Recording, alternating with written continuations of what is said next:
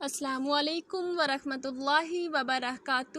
امید ہے کہ آپ سب خیریت سے ہوں گے۔ آج ہم پڑھیں گے بیت الخلاء میں داخل ہونے سے پہلے کی دعا۔ اللہم انی اعوذ بک من الخبث والخبائث۔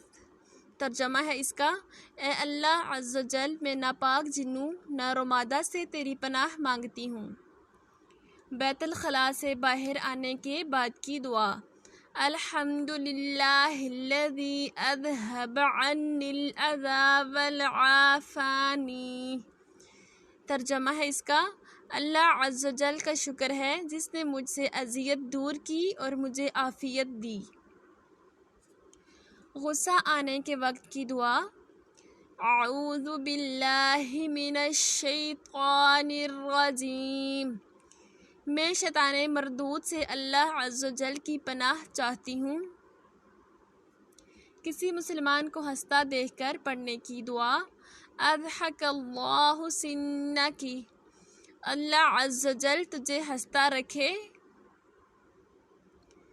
جب چاند پر نظر پڑے تو یہ دعا پڑھیں۔